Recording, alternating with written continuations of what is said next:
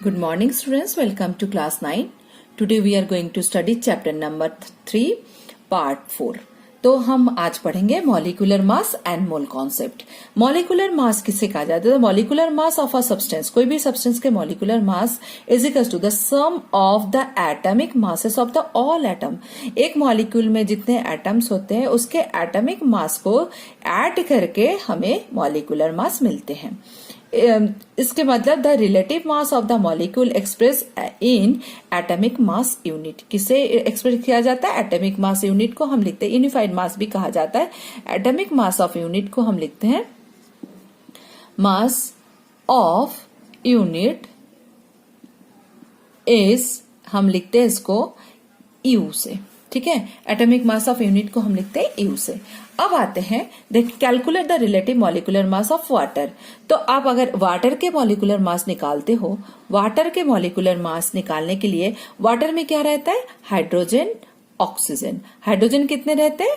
To molecules of hydrogen. अब देखिए atomic mass of hydrogen क्या होता है? Atomic mass of hydrogen,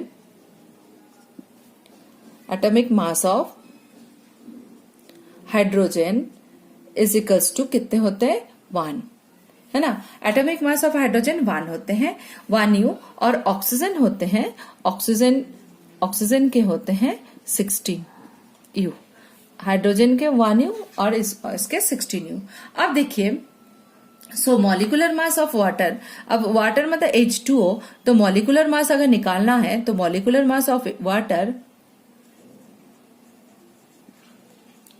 mass of water H2O is equals to, तो क्या होता है? 1 होते हैं हाइड्रोजन के इनटू कितने हाइड्रोजन है? 2 हाइड्रोजन है तो 2 प्लस ऑक्सीजन कितने हैं? 16। तो हम इसको लिखेंगे 2 प्लस 16 18 यूनिफाइड मासेस, है ना। तो ये होता है।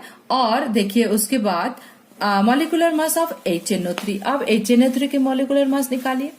HNO3 के मॉलिक्यूलर मास कैसे निकालोगे? हाइड्रोजन के आप जानते हो, हाइड्रोजन के एटॉमिक मास कितने होते हैं? Atomic mass of hydrogen is 1। Nitrogen के एटॉमिक मास है 14 और ऑक्सीजन के होते हैं कितने हैं? ऑक्सीजन के 16। अब ऑक्सीजन कितने हैं? 3, 16 इंटू 3। अब इसके कैसे लिखोगे? 1 प्लस 14 प्लस 16 इंटू 3। तो 1 प्लस 14 प्लस 16 इंटू 3 48। तो टोटल हो जाता है, देखिए आपके टोटल हो जाता है 63 यूनिफाइड मास, ठीक है। ऐसे निकालना, कैसे मॉलिक्यूलर मास निकालना है आपको समझ में आ गया।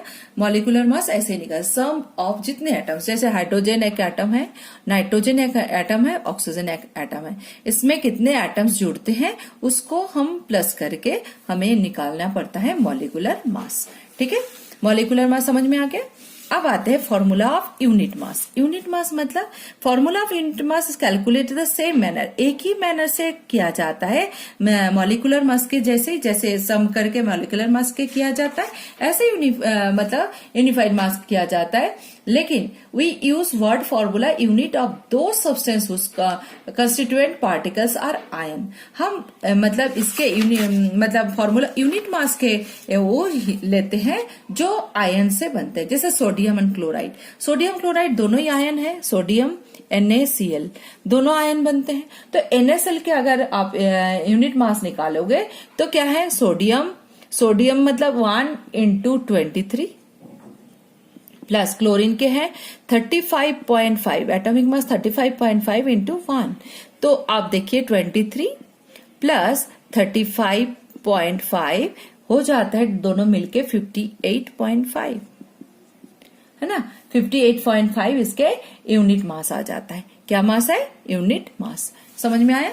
तो ये एक ही जैसे मॉलिक्यूलर मास जैसे निकालते हैं, यूनिट मास भी सेम निकालते हैं, ठीक है। अब आते हैं दूसरा, अगर करो तो CaCl2 के अगर आप यूनिट मास निकालोगे तो क्या है? एटॉमिक मास ऑफ Ca के एटॉमिक मास लिखिए। तो Ca के एटॉमिक मास क्या होता है? एटॉमिक मास ऑफ Ca होते हैं दैट इज 40 और Cl के आप जानते हो 35.5। अब क्या है, CaCl2 40 प्लस 35.5 इंटू 2, तो क्या होता है 40 प्लस 71 हो जाते हैं 111 U।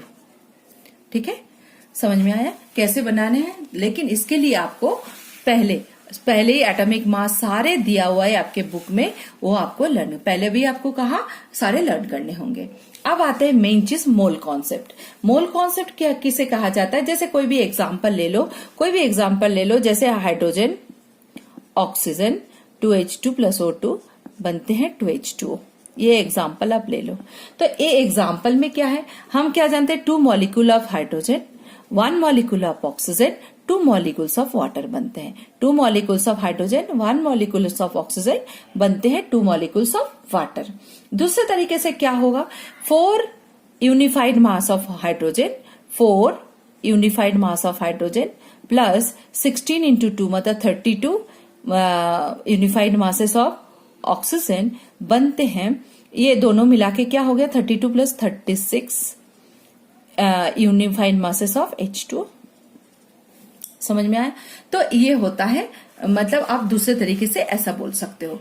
लेकिन अगर आपको ये कोई भी सब्सटेंस, मतलब the quantity of a substance can be characterized by its mass और द नंबर ऑफ मॉलिक्यूल्स। अगर किसी चीज के क्वांटिटी चाहिए तो कोई भी इक्वेशंस के क्वांटिटी निकालना है तो क्या है, आप क्या लिखोगे, इसके मास लिखोगे और द नंबर ऑफ मॉलिक्यूल्स लिखोगे।